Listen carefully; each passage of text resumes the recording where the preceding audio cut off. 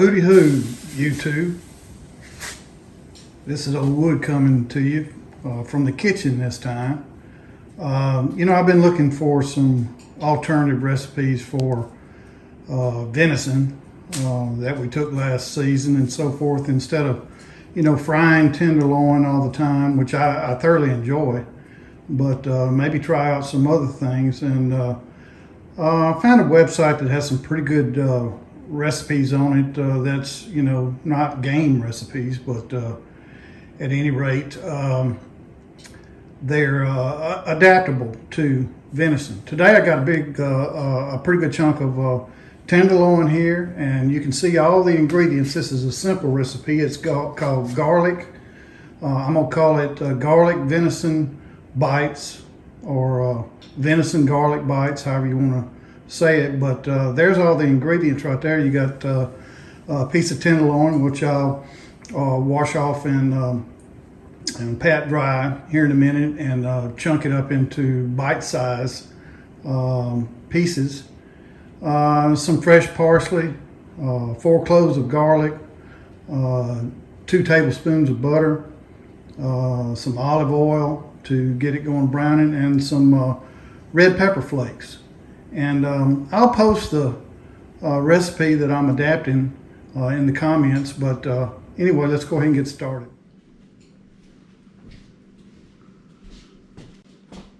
Well, you see we got a couple of pretty nice pieces of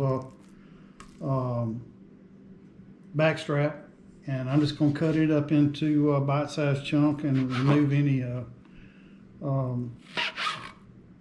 the silver skin.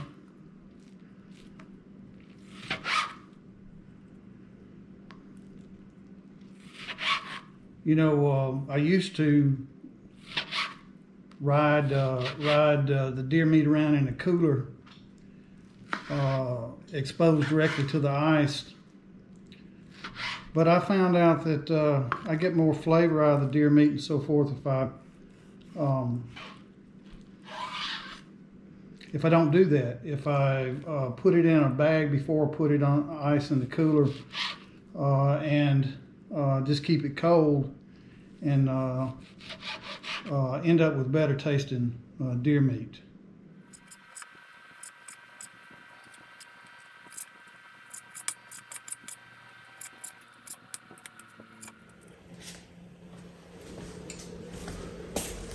So now I'm going to put some olive oil in this cast iron skillet.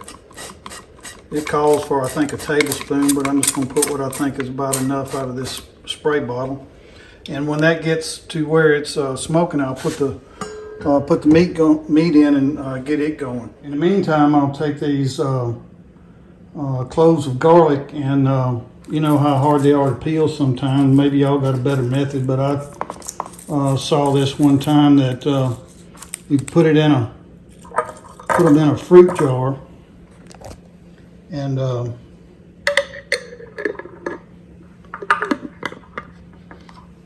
give them a good shake.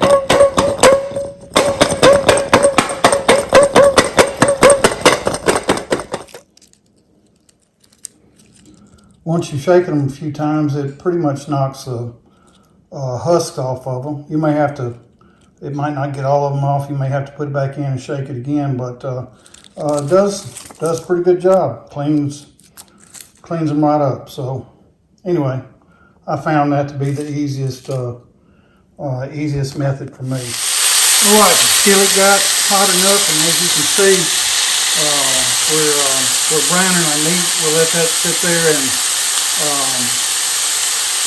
brown really good for a couple minutes before we flip it. I need to put some salt and pepper on it at this point, so I'll lay the camera down and do that. All right, so we have browned it. We're on just a couple more minutes on browning. I turned it off, and so next thing we'll do is take it out of the cast iron skillet here, and then we'll put it in a bowl and tint it with aluminum foil.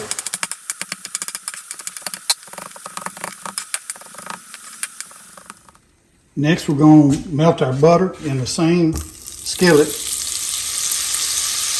and we'll add our garlic, and a little bit of red pepper to make our sauce to put over the meat.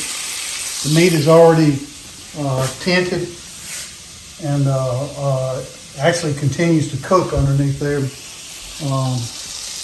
But hopefully we got it about the right level of doneness. All right, I've added the garlic and a quarter teaspoon of red pepper flakes, and we're gonna let that cook for a couple minutes, and then we'll use that to drizzle on top of our steak bites.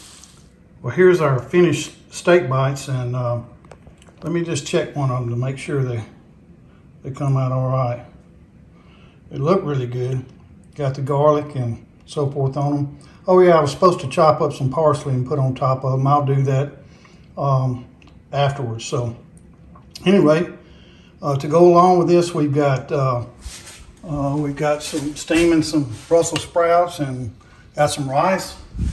So looks like it's going to be a good meal.